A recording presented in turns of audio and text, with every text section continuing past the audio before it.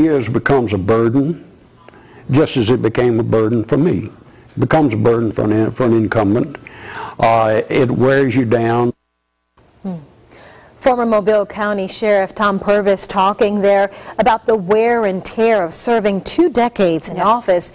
And he also ran for a 6th term, April, because as he put it, he just didn't know how to quit. That's right. Eric Reynolds sat down with Purvis to talk about his life and, well, what he's doing today. Here's the interview.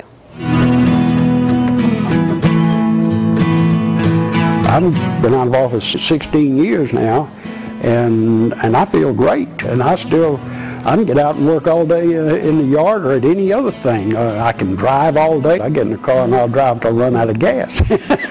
Former Mobile County Sheriff Tom Purvis is enjoying life, good health, and his family full-time these days.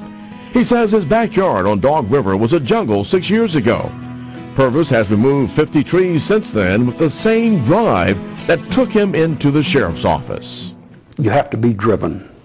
A person, and I was driven then. I had a fire, and just a fire in my gut, you know, to run and to be elected. And it's not a power thing. It's a personal thing. It's a personal ambition. Working literally as a public servant is a wonderful profession, in my opinion.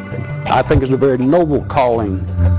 I enjoyed what I was doing, the opportunities that I had to help people. I always liked the political side of it. Tom Purvis started running for sheriff against 20-year incumbent Ray Bridges while he was finishing his college degree. I graduated on a Sunday, and on Tuesday I was in a runoff with the incumbent. He and I led the ticket. There were 5 of us in the race, and of course the rest is history, as they say.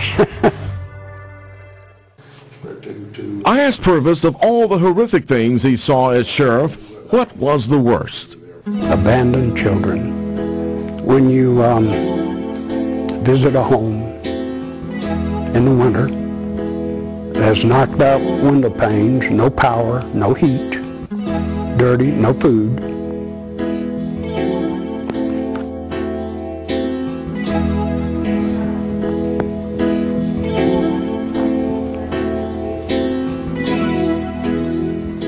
those are the ones.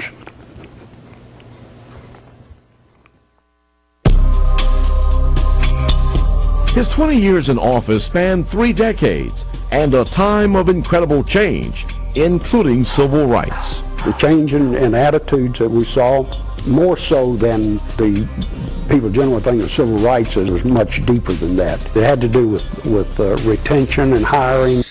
It was non-existent when I took office and was in full bloom when I left. Innovation of what was going on technologically. Crime fighters started using computers and technology during Purvis's time in office. The automated fingerprint identification system.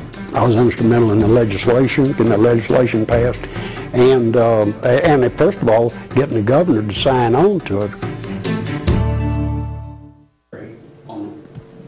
Looking back, I asked Purvis what was one of his greatest accomplishments while sheriff. My big thing was to build the strength and integrity of the sheriff's office. Purvis lost his last election in 1994.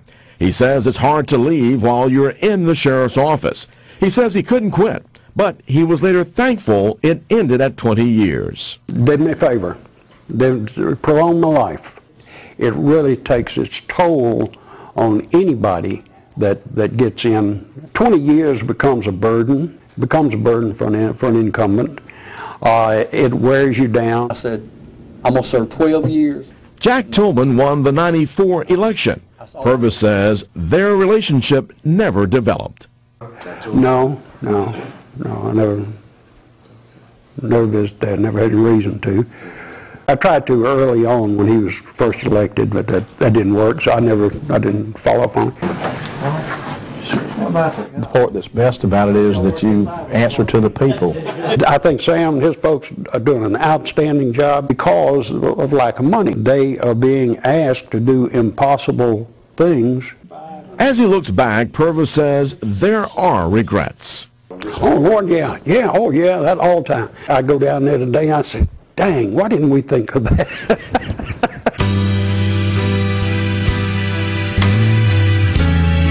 If you ask Purvis about his future, it must include his lovely wife, Luli. More than 50 years ago, a Bolivian official in New Orleans told an unmarried Purvis that he would return from working in Bolivia a married man. I said, well, I'm not going down there to get married. I got other plans, and marriage ain't on the table. And as it turned out, he was right.